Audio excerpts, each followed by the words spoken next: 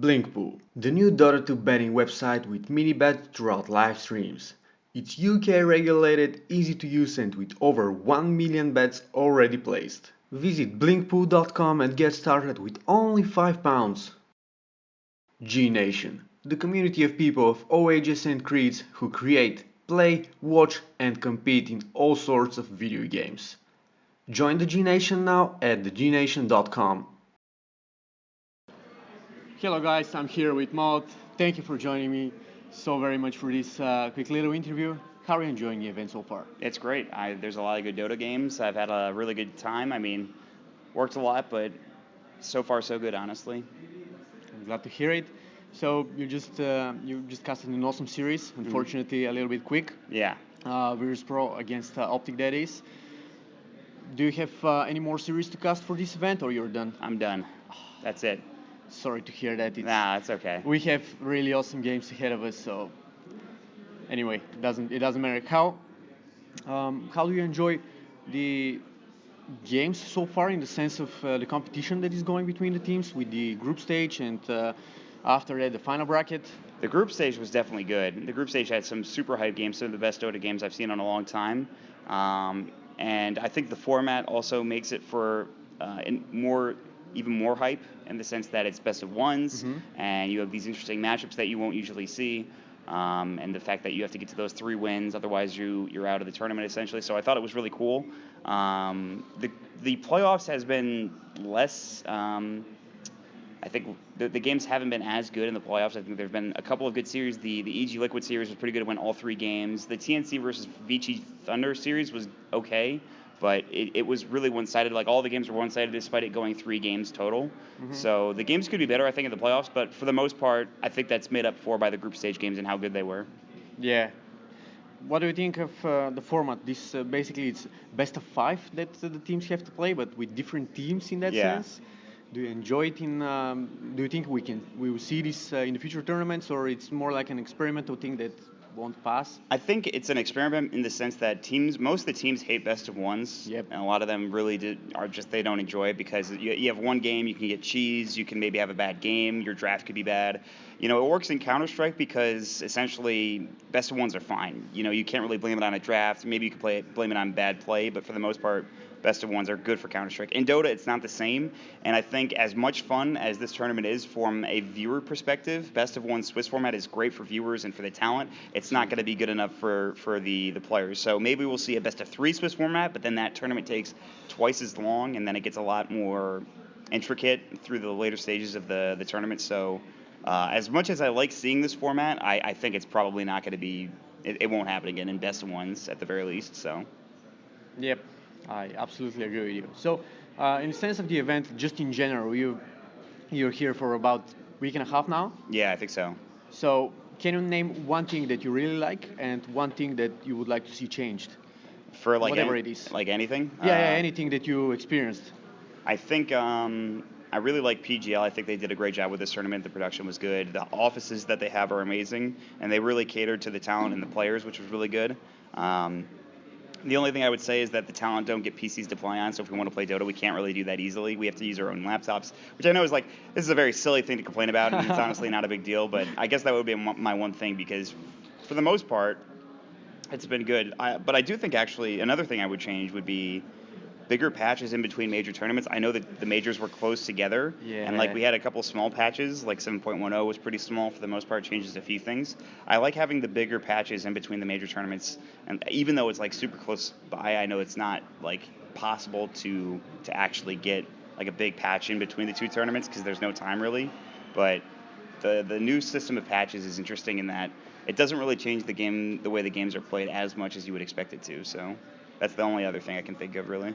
It's cool how you kind of jump into the questions that I have in my head to ask, and you just discuss them without me even asking. It's because we talk about all this stuff all the time, honestly.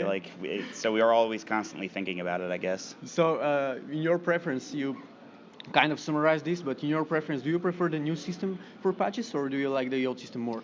I'm waiting because there will maybe be that first big patch. They're going to keep doing these 2-week patches, and there will be some small ones. But at some point, they're going to have to drop a big new patch, and then maybe I'll feel better about it. But for now, I prefer the old system just because you never knew what was around the corner in that one big patch. If there were going to be new items, if there's going to be new heroes, if there's going to be new terrain changes, and it made the game so much more enjoyable because it felt like the game was alive and like it was always changing, even if it was very stale for like 3 or 4 months. Mm-hmm. People were like, okay, the game's getting stale. The patch is right around the corner. It's going to be soon, you know. And I'm sure there's a lot of people out there that love the new patch system because it does change things and it nerfs heroes, but I just like the big grandiose changes that we're not seeing right now. So Yeah, having these time watching teams adapt and struggle to adapt, and we know with the biggest with the bigger patches, we have seen different teams fail yeah, that they have been on top. They after that start to struggle, and it's a little bit more stable yeah, I think so. right now. Yeah, where maybe we'd see a different set of teams be good at a different style of Dota or a different patch. It's not big enough of a change to kind of have that happen. So In your personal opinion, who do you think that the meta favors at the moment? What kind of teams in this sense? Aggressive teams, teams that play for late game. um, What's your opinion on that? I seems like I think Virtus Pro are really strong in this current meta. I think Liquid too. I think teams that they know when they're ahead, they know how to push their advantage, they know how to take buildings, they know how to take objectives, but also when they are behind, they can keep the game elongated, they can keep the game going. So teams that know how to play that style of Dota instead of just kind of relying on this all-in type of draft where if they don't win at a certain period of time, the game just ends. Like that's why EG, or rather, excuse me, Liquid and Virtus Pro are so good because they have these flexible drafts for the most part, but that's just my opinion, so. Yeah, this is why I ask you. If, I mean, this is why I ask you. What's your personal opinion? Yeah, true, What's true. the opinion of others? So anyway, what's next for you? I'm gonna go home to Colorado where I live, and we're gonna, relax for a while. You're gonna Uh, take a break? yeah, well, for the most part, I mean, I don't think I have anything coming up really, so it's just kind of sitting around, waiting for the next opportunity, thinking about what to do next. Maybe do other games like PUBG or something like that. Wait for Artifact also. Well, Um, I watched a few minutes of gameplay today of Artifact. Have you had a chance to check this out? I've seen a very small amount of gameplay for Artifact, and it's very interesting, but I uh, couldn't understand anything. yeah, exactly. Like I kind of know what's going on, but not really. But I know that I'm going to love to play the game when I get an opportunity to actually play it. So Yeah, and they announced a big tournament with $1 million yeah, prize fund, so it's gonna be huge. it will be big. Yeah. Yeah, Valve will push hard into this one. Okay, is there any particular change that you look forward to happening, like introducing new heroes, changing the map, new items? What do you want to see in the next big patch? I mean, all of that. All of that. All of that stuff. That's like Maybe remove additional trees. maybe. I mean, yeah, some terrain changes. Who knows? I think.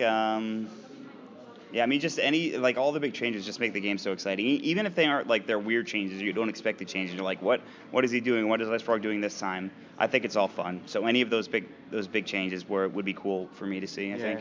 Again, this struggle to adapt. Yeah, exactly. Okay. What do you think of the current system of majors and minors?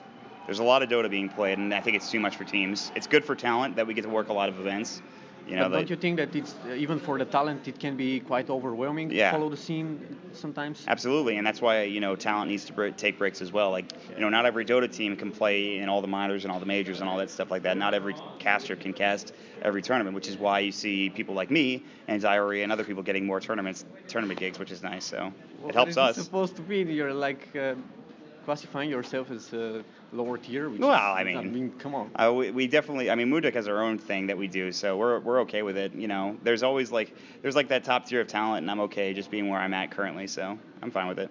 Do you think that this is promoting emerging of new talents and new casters, new observers, whatever? I mean, Yeah. the way that the format is presented with so many tournaments. With the qualifiers especially too, there are so many tournaments going on at the same time. There's like 3 qualifiers for every region going on at the same time. In this year alone, we've seen more new casters come out of the woodwork than I think we've ever seen before. They're like Yep. for a long time it was just kind of us. It was just the people that have been around forever, just casting and doing whatever they can.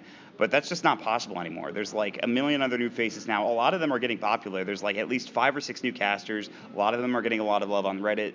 And I wouldn't be surprised if they get some of those bigger lands sooner rather than later. I mean, there's just so much competition now. So it's good for the scene, it's good for the casters, it's good for all these other people, but it makes it harder to be able to cast all these tournaments because there's so much competition going on. Yeah, do you think that this was the general idea of Valve kind of trying to push the scene forward so that they can see who will emerge, who will kind of keep up the pace? Yeah, and I think not just for talent either. I think for teams as well. Yeah, the tournament organizers as well, because they have um, to keep to keep up the pace. They have to make bigger and bigger tournaments. They have to keep Yeah. the organization on a good level, the stages, Yeah. everything. I mean, from start to finish. It's definitely a very hectic year in that regard, but it definitely is like the competition for everybody is huge. Like even the regions, like South America now is getting better as a whole. Like they're playing a lot better now, and that's going to only increase as they play in more of these tournaments and they get more competition. They start scrimming more teams. Um, for the health of the scene, this system is great. It's great for the health of the scene, but there are there's some negatives out there for the most part, but usually the positives outweigh the negative in that regard. Yeah, I think. yeah, I agree with you. Okay, recently we saw this caster opportunity presented by Epicenter. Yeah.